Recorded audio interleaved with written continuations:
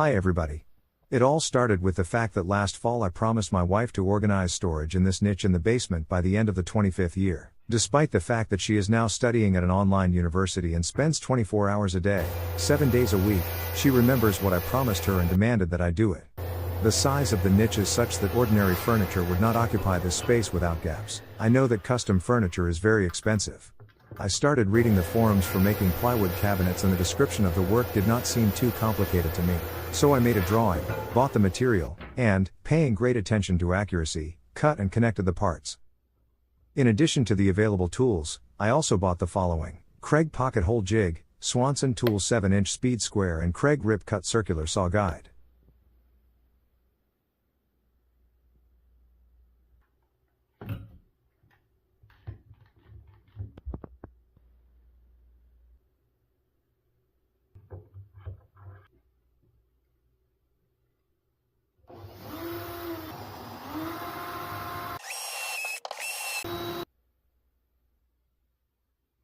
For hardwood, screws with frequent threads.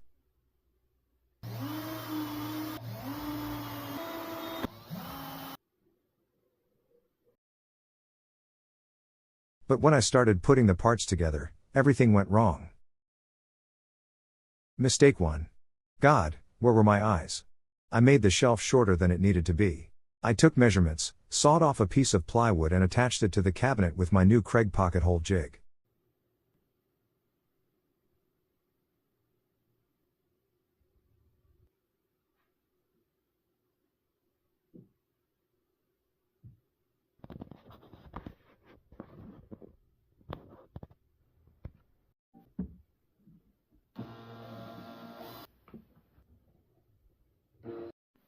Mistake number 2. The hose from the dishwasher does not allow it to be moved close to the side wall of the washing machine cabinet.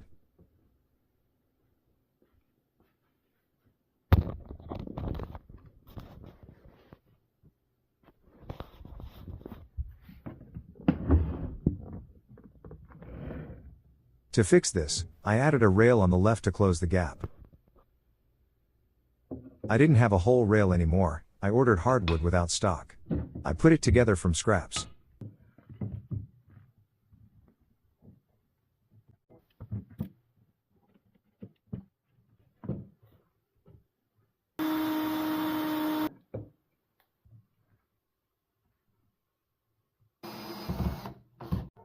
The next stage is the base. It would seem that there should be no difficulties here. Mistake 3. It wasn't really a mistake. The baseboards turned out to be curved.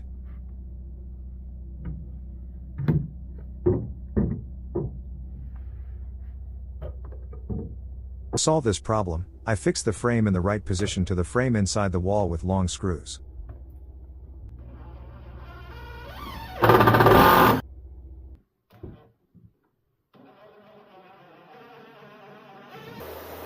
The size of the base cover that was sawn off in the store did not match. This is the fix for the fourth problem.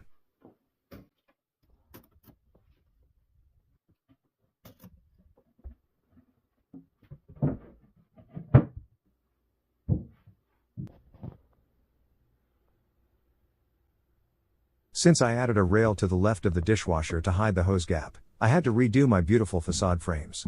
This is the fix for the fifth problem.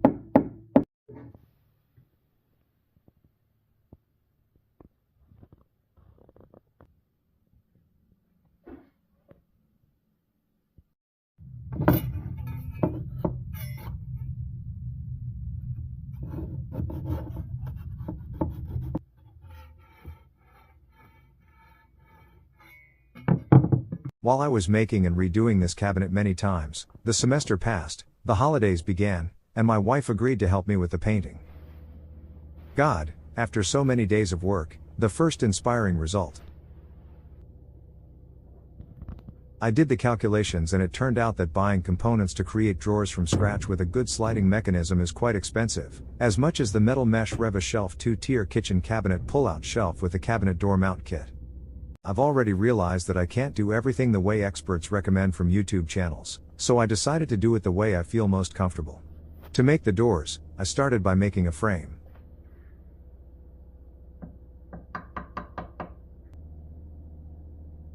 Thumbs up emoji.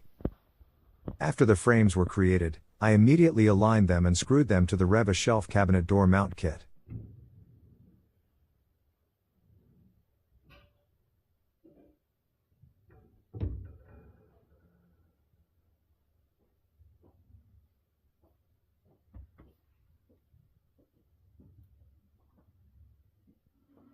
And then I found out about the existence of the sixth problem. The curved wall does not allow the drawer to open completely. To fix it, I moved the frames to the left. Next, I placed the frame on a plywood canvas, outlined the perimeter, cut out the insert and inserted it into the frame.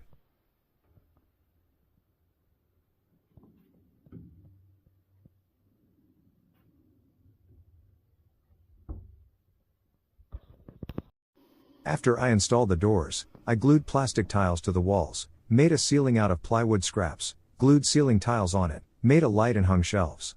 My wife is happy. My main experience with this job is that you don't need to do any details in advance. Without experience, it is difficult to take into account all the problems that can be encountered during the assembly process. Therefore, it is better to produce each subsequent part of the structure immediately before installation.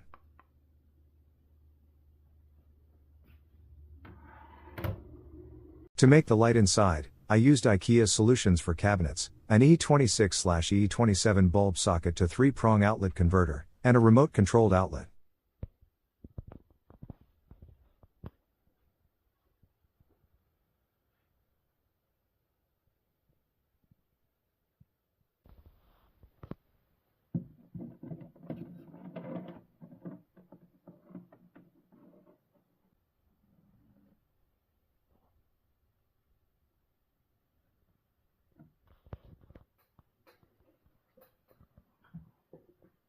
Further expenses.